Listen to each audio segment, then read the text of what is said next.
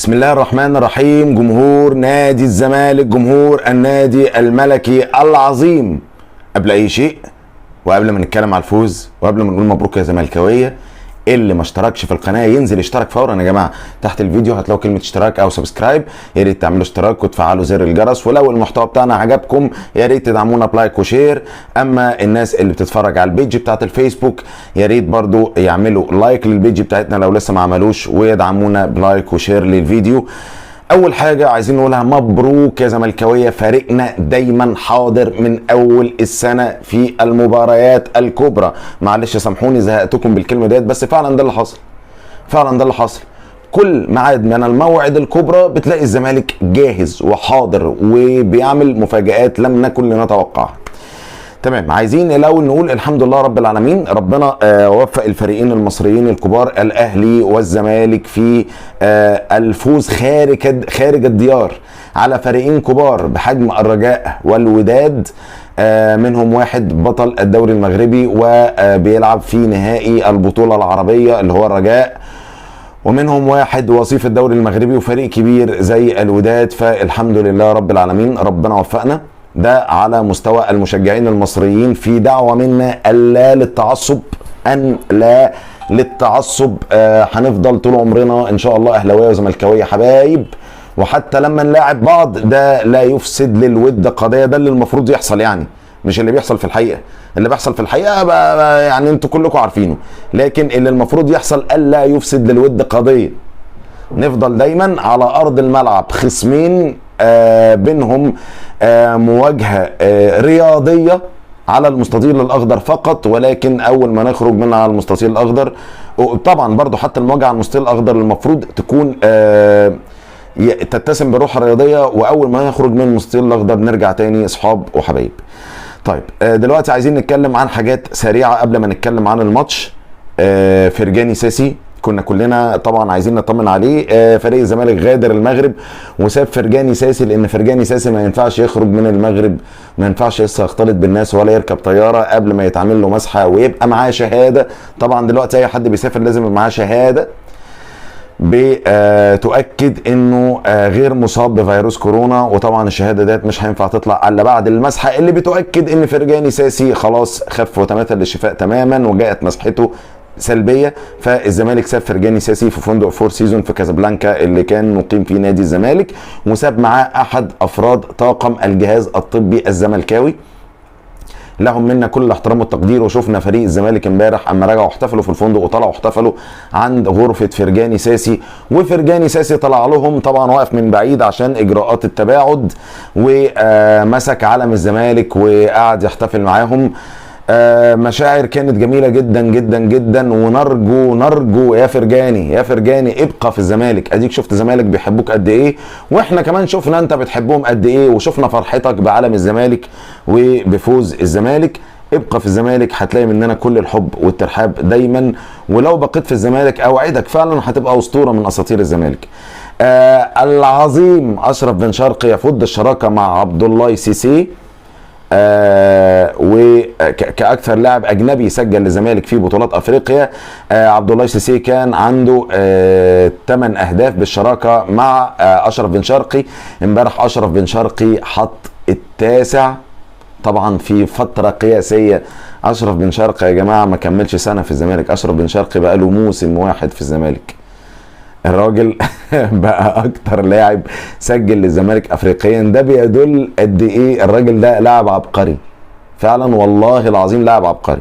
ولما قالوا في اول السنه اول ما جه اشرف بن شرقي انه مفاجاه من العيار الثقيل وكورته ماشيه جدا ولايقه جدا على كره الزمالك، ده اللي حاصل.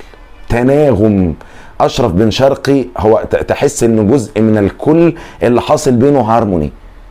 أشرف بن شرقي بالعكس ده هو أكتر آلة موسيقية بتحدث التناغم في مدرسة الفن والهندسة. تمام. ده اللي فعلا احنا كل الزملكاويه حاسين بيه. شكرا أشرف بن شرقي. تمام، هنشوف الأول ماتش على السبورة وبعدين نتكلم عن لعيبة لاعب. يلا بينا. بسم الله الرحمن الرحيم. دي سبورتنا يا زملكاويه.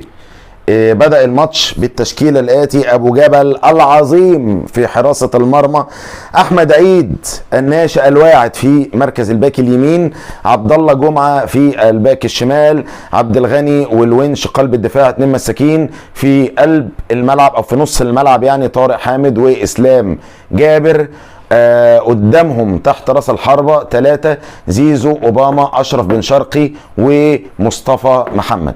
طبعا احنا لما اتكلمنا اول امبارح كنا اقترحنا ان زيزو يبقى هنا مكان اسلام جابر ويبقى في الحته دي وناجم، لكن الراجل واضح انه كان عارف هو بيعمل ايه كويس، وبرده ما عندناش اختلاف ان اسلام جابر لعيب كويس جدا. واتكلمنا عن ان اوباما يبقى ضامم على نص الملعب، فعلا ده اللي عمله اوباما، ان كان يظهر انه كان نازل رقم 10، لكن يا جماعه استرجعوا الماتش كده في دماغكم هتلاقوه ما كانش بيتقدم قدام كتير، هتلاقوا اوباما دايما كان هنا في الحته دي اللي انا حاطه فيها، مش هنا.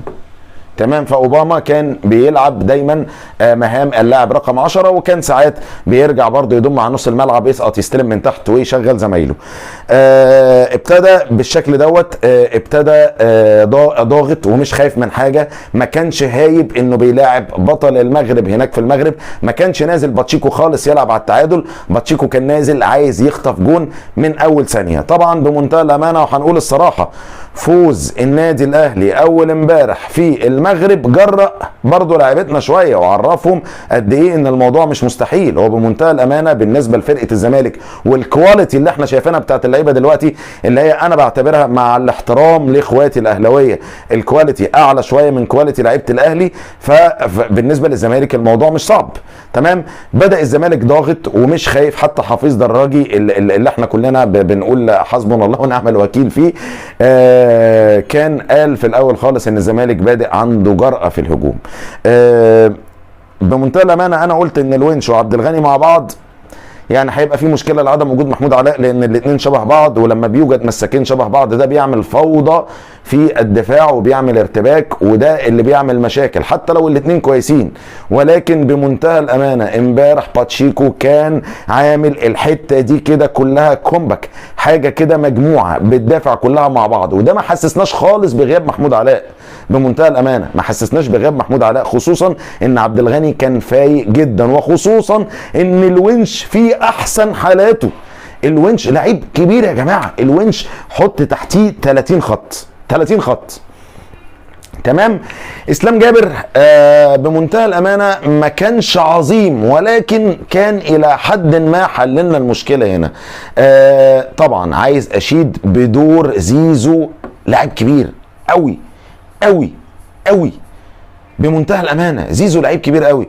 طبعا اشرف بن شرقي اللي كانوا بيضمنوا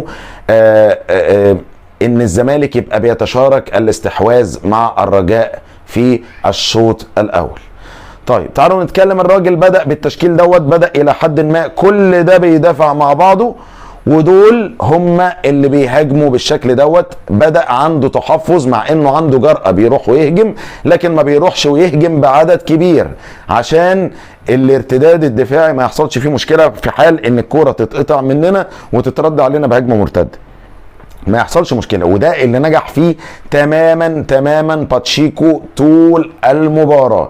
الجون، شفنا الجون يا جماعه، الجون من 23 تمريره لنادي الزمالك. الكوره ابتدت من الناحيه اليمين ورجعت تاني لورا لحد ما وصلت لابو جبل. ابو جبل ابتدى تاني ووصل الكوره للشمال، الشمال جابها تاني في اليمين، وبعدين الكوره طلعت لزيزو اللي عمل سبرنت اكتر من رائع هنا ورفع انا بمنتهى الامانه من احلى الاوفرات اللي شفتها، نزلت على القائم البعيد لاشرف بن شرقي اللي تعملق وطار زي السهم وحطها رشقها في الجون. بمنتهى الامانه كان جون حلو جدا جدا جدا. طيب تعالوا نتكلم على الشكل اللي كان حاصل بسبب التناغم اللي كان عامله باتشيكو. قلنا ان دوت كان بيلعب كوحده واحده، وده كان بيلعب برضو كوحده واحده، ولكن اللي كان عامل التناغم هنا، ويا زملكاويه عارف ان كتير منكم مش هيشاركوني الرأي وكتير منكم زعلانين من اوباما، لكن اقسم بالله اوباما ما حد يحس بدوره الا الناس اللي بتفهم تكتيك فعلا. لما دول وحده واحده ودول وحده واحده، مين اللي كان عامل التناغم بين الوحدتين دول وموصلهم ببعض ومخليهم بيلعبوا كمجموعه واحده؟ يوسف اوباما. يوسف اوباما حتى لو امبارح كان مستواه الايه، مستواه على مستوى التمرير وعلى مستوى الاسبرنتات وعلى مستوى البطء كان وحش، يعني كان الى حد ما بطيء شويه، كان الى حد ما عنده ميس باس، كان بس اوباما بيتحرك تحركات في الملعب بمنتهى الامانه، بمنتهى الامانه. اولا بتربط الخطوط ببعض، ثانيا طيب هنتكلم عن الاول ليه اوباما بيربط الخطوط ببعض؟ لان هو اللعيب الوحيد اللي عنده القدره على الاستلام بين الخطوط، وعلى الاستلام بين اتنين مدافعين، وعلى ارباك المدافع وارباك الخصم، وتفضيه مساحات لزمايله انهم يتحركوا. فده كان دور اوباما. ثانيا ان اوباما كان بيضم على خط النص ساعات يفسد بعض الهجمات، اوباما افسد بعض الهجمات. فده دور اوباما اللي كان خفي واللي ما كانش حد شايفه امبارح، لانه على المستوى البدني والفني، على مستوى الميس باس، على مستوى الباس والترقيص وبتاع، كان عنده مشاكل كتير، ولكن على المستوى التكتيكي كان عظيم وممتاز بمنتهى الامانه. ده اللي ما حدش يحسه يا جماعه، ومعلش لو بعضكم هيعترض معايا، بس يمكن التكتيك مش كلنا بنشوفه. بس ده كان شكل الزمالك. في الشوط الثاني شفت تبديله كده، شفت اشرف بن شرقي جه في اليمين وزيزو راح في الشمال. اول ما شفت التبديله ديت عرفت ان باتشيكو هيبتدي يغير، وده اللي حصل فعلا. شويه باتشيكو نزل هنا، هنكتبه بالاخضر بقى عشان ده البديل، نزل مكان ودى زيزو هنا في الشمال، ونزل اشرف بن شرقي هنا مكان اوباما، واوباما طلع ونزل مكانه هنا ايه، اوناجي. تمام. فطلع اوباما وجاب بن شرقي هنا اهو في النص، وودى زيزو في الشمال، لان زيزو بيلعب برجله يمين كويس، كان ممكن يضم يلم على جوه ويشوط بيمينه وكده، ونزل هنا وناجم. طبعا التغييره ديت كان عندي عليها اعتراضات كتير، وهقول لكم الاعتراضات ديت ليه. بس يلا بينا بقى نرجع تاني نقعد نتكلم مع بعض شويه. نرجع تاني نتكلم بقى مع بعض شويه. ده الكلام اللي مهم بالنسبه لنا اننا كلنا نسمعه من وجهه نظري. احنا شفنا شكل اللعبه على السبوره ولكن انا بدات من اول التغيير اقول لكم ان ده اللي كان عندي اعتراض عليه شويه. ليه بقى؟ احنا قلنا ان باتشيكو لعب مباراه وقرا الخصم بشكل كويس جدا جدا جدا على مستوى الدفاع، ولكن على مستوى الهجوم دلوقتي مستر باتشيكو انت كان عندك فرصه انك تحط التاني والتالت، خفت قلت تامن على الاول. طب افرض لا قدر الله كوره كان حصل من خطا دفاعي، بلاش من خطا دفاعي، كوره نزلت سقطت خبطت باي لك كده في اي حد وحصلت دربكه وحط جون في الزحمه، كنا هنعمل ايه؟ ما كناش هنعرف نحافظ على الجون.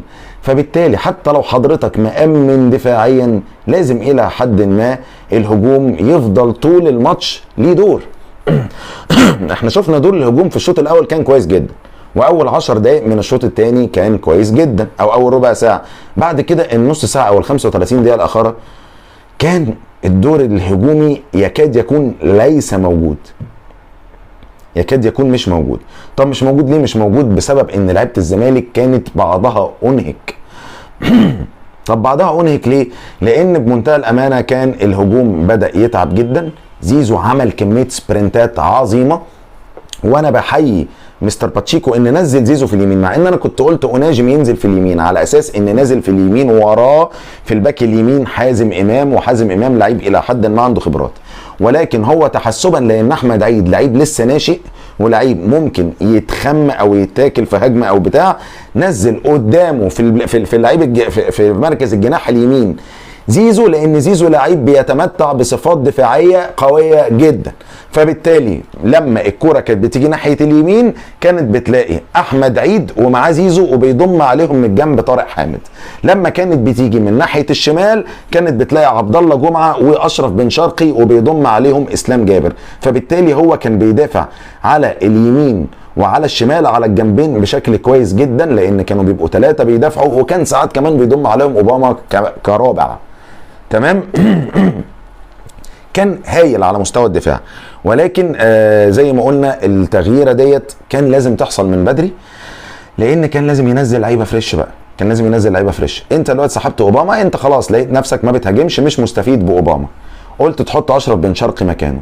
طب خلاص نزل بقى اناجم من بدري او بلاش تنزل اناجم. بمنتهى الامانه بالنسبه لي كنت انزل مصطفى فتحي. مصطفى فتحي يقدر يعمل ثرو، يقدر يوجد حلول شويه، لان مصطفى فتحي بمنتهى الامانه الكره كل ما بتيجي في رجله خطر، حتى لو مش في مستواه. تمام. كنت نازل كاسونجو كابونجو شويه مكان مصطفى محمد، لان مصطفى محمد خلاص، مصطفى محمد لعيب بوكس، ولعيب بمنتهى الامانه لما بيطلع بره ال 18 بيفقد الى حد ما الكثير من خطورته. انت بقى شايف ان هم هاجمين عليك جامد جدا وعندهم ورا فاضي، نزل كاسونجو كابونجو. كاسونجو كابونجو كان هيهدهم ورا، وكان هيضمن ان على الاقل هيبقوا الاثنين. احنا لقينا الاثنين المساكين. بدر بنون طلع لعب راس حربة تاني الشوط الثاني. بدر بنون طلع كان متقدم جدا. ليه؟ لان ما فيش حد عندنا بيهاجم. انت بقى كنت تنزل لهم بكاسونجو الشوط الثاني او اخر ربع ساعه، اخر ثلث ساعه مكان مصطفى محمد، ورا كان فاضي عندهم، كنت هتقدر تلعب لكاسونجو سروهات. واحنا عارفين كلنا، قلنا قبل كده 60 مره على كاسونجو، لعيب بيجري في الغيطان، كان ممكن يجيب لك جون تاني على فكره. حتى لو ما كانش جاب لك جون تاني كان هينشط الهجوم شويه بشكل يخف الضغط عن الدفاع شويه، ويدي متنفس للعيبه الدفاع اللي اتهرت. لعيبه الدفاع احنا لو كنا استمرينا على الوضع دوت، يعني لو كان الماتش ده اطول من كده 10 دقائق كنا ممكن يخش فينا جون. التغيير اتاخر قوي يا مستر باتشيكو. كان لازم بمنتهى الامان، حتى لو هتنزل اناجم او مصطفى فتحي اللي كان من وجهه نظري افيد، كان يبقى بدري عن كده شويه. يعني مثلا قبل الماتش ما يخلص، يعني في الدقيقه مثلا 60، الدقيقه 65 تنزل مصطفى فتحي مكان اوباما، وفي الدقيقه مثلا 70 تنزل اخر اللي هي اخر ثلث ساعه تنزل كاسونجو كابونجو. ما كناش عايزين منك اكتر من كده. شكرا. بس فده كان في مشكله، لان بمنتهى الامانه اخر نص ساعه انضغطنا جدا بسبب الموضوع دوت، وعايزين يعني هو طبعا مستر باتشيكو يشكر على اللي عمله امبارح، لكن عايزين بمنتهى الامانه كل ما بنشوف نفسنا كويسين بنبقى عايزين نبقى احسن. ده حال الزملكاويه وحال دايما مشجعي الفرق الكبرى. تمام. بمنتهى الامانه بالنسبه للعيبه، انا يعني برايي المتواضع لو هديهم كده تقييمات لكل لاعب، ادي ابو جبل 9/10 بمنتهى الامانه. 9 يستحقهم، والله يستحق اكتر، بس مش عايز اقول اكتر عشان ما بقاش ببالغ، فهديله 9/10. يعني لو اقدر كمان اديله 9.5. الونش نفس الموضوع 9.5. يعني ابو جبل والونش بمنتهى الامانه والله العظيم فعلا اديهم 9.5 بمنتهى الامانه. عبد الغني اديله 9 بمنتهى الامانه برضو، والله ما بجامل يا جماعه عشان بس تبقوا عارفين. احمد عيد هديله 7.5. احمد عيد امبارح كان كويس جدا، اديله 7.5. عبد الله جمعه 7. وهنقول ليه عبد الله جمعه 7. كل لعيب هقول لو التقييم بتاعه قليل هقول ليه. عبد الله جمعه اديله 7 لانه كعادته بيبيع نفسه كتير جدا الموسم ده. مش عارف ليه عبد الله جمعه بقى عنده المشكله دي. في الدوري المصري كان بيعملها بانه بيزحلق بشكل بيخلي الكره تعديه والهجمه تعدي كانه ما حصلش، كانه ما كانش موجود، كانه هوا. بيبيع نفسه. امبارح ما عملش كده الحمد لله، ما كانش بيعمل التاكلينجز ديت كتير، ولكن كان برضه بيبيع نفسه انه بيتحرك بجسمه تحركات بتطلعه بره اللعبه وبتخلي الهجمه خطر علينا. فعايزين عبد الله جمعه يبقى اركز واهدى من كده شويه، اتقل من كده شويه. طبعا ودي الميزه اللي في عبد الشافي، ان عبد الشافي ما بيبيعش نفسه كده. عبد الشافي لعيب بيركز قوي في جزء من الثانيه، بيفكر هعمل ايه. طارق حامد بمنتهى الامانه امبارح 8 يستحقهم. اسلام جابر 6.5. اوباما 5. اوباما لا معلش عشان الدور التكتيكي اللي احنا كنا بنتكلم عليه 6. ادي اوباما 6. واللي باقي اللي اتشال منك ده، اوباما اتشال منك بسبب اللي قلنا عليه سوء حالتك الفنيه، اللي هو ان المراوغات ما بتكملش، الباسات فيها ميس باس كتير، ولكن دورك التكتيكي قمت بيه على اكمل وجه. زيزو 9 بمنتهى الامانه. بن شرقي 8.5 برضه بمنتهى الامانه. ليه اديت زيزو اكتر من بن شرقي؟ لان زيزو كمان كان على مستوى اللعب الدفاعي وفي نص الملعب كان مفيد جدا جدا جدا. كان بيتحرك في كل حته في الناحيه اللي بيلعب فيها ده، تتحرك من ورا لقدام لورا لقدام، عمل كميه سبرنتات عظمه عظمه. مصطفى محمد طبعا لان الكوره امبارح ما وصلتلوش كتير فنديله 7، لان برضو الى حد ما حاول كتير. الزمالك عمل ماتش كبير، روح اللعيبه كانت فارقه جدا. ادراكهم لانهم لازم دايما يبقوا على قدر المواعيد الكبرى فرق جدا. ذكرياتهم الكويسه من اول 2020 على مستوى السوبر الافريقي والسوبر المصري، وفوزهم على الاهلي هنا وفوزهم على بيراميدز في الدوري وي كان ليه برضو نصيب كبير من تفكيرهم امبارح، وده اللي خلاهم برضو فرقوا بمنتهى الامانه. فريق كبير، الكواليتي بتاع اللعيبه حلو جدا وعالي جدا، وده اللي بيفرق دايما في المناسبات الكبرى. الف الف الف مبروك يا زملكاويه. ده ما يخليناش نستهون ان فوزنا بره على الرجاء فيقول ان هنا تحصيل مش تحصيل حاصل. ولازم نفتكر الوحش قبل الكويس. الرجاء قبل كده من كام سنه، وقلت انا الكلام ده امبارح، من حوالي 12 سنه كده 13 سنه كسبناهم هناك في كازابلانكا 2-0، جم غلبونا هنا لان قلنا بقى خلاص احنا كده كسبانين بره 2-0، جم غلبونا هنا 3-0 وتصعدوا. فاحنا يا جماعه مش عايزين نفكر في ماتش الذهاب ان احنا فايزين والكلام دوت، نلعب كاننا 0-0. لازم نكسب هنا باذن الله، لازم نكسب هنا باذن الله. وقدرت تكسب هناك 1 تكسب هنا 2 و3 باذن الله، لانك لازم كمان وانت بتكسب توجه رساله للفرقه اللي هتصعد قدامك في النهائي ان انت قادر انك تفوز 1 و2 و3. تمام، ده هيبقى كويس جدا باذن الله رب العالمين. مبروك لكل الزملكاويه، ان شاء الله رب العالمين عوده ان شاء الله ان شاء الله ان شاء الله بالخير يا رب لفرجاني ساسي باذن واحد احد. فرجاني يرجع وباذن الله يكون موجود الماتش الجاي. ما اقترحش الماتش الجاي ان يبدا بيه، بس اقترح ان شاء الله لو هو معافى وبخير بكره او بعده بقى في القاهره ان برضو هيبقى معانا فرجاني ساسي ورقه كويسه ممكن يستفيد بيها في اخر نص ساعه لما يبتدي معدلات اللياقه تقل شويه، ينزل يشغل لنا الملعب فرجاني يعمل سيروهات للعيبه. معدلات اللياقه طبعا بتاعه الرجاء قصدي يعني تقل شويه، ويبتدوا يضغطوا وبتاع. ان شاء الله لو حافظنا على مكسبنا وكسبنا كمان هيبتدوا يضغطوا، ينزل بقى فرجاني كده حلواني بقى كده في نص الملعب يعمل سيروهات وبتاع، ويجري لنا لاعبتنا في المساحات اللي ان شاء الله تتفتح في ظهر الرجاء الماتش الجاي باذن الله. شكرا جزيلا، الف الف الف مبروك جمهور الزمالك، شعب الزمالك العظيم، اللعيبه، الجهاز الفني والتقني والاداري والطبي وكل حاجه، مجلس الاداره. هنفضل نقول ونعيد ادعم مرتضى منصور، هنفضل نقول ونعيد استقرار الزمالك خط احمر، هنفضل نقول ونعيد ونزيد افريقيا يا زمالك. ان شاء الله افريقيا في ميت عقبه السنه دي باذن الله. الناس اللي ما اشتركتش اشتركوا في القناه ودعمونا بلايك وشير، والناس اللي بيتفرجوا على البيج بتاعت الفيسبوك اشتركوا في البيج ودعمونا بلايك وشير. شكرا جزيلا. ده زملكاوي في التالتة يمين، وانا محمد خميس، مع السلامه.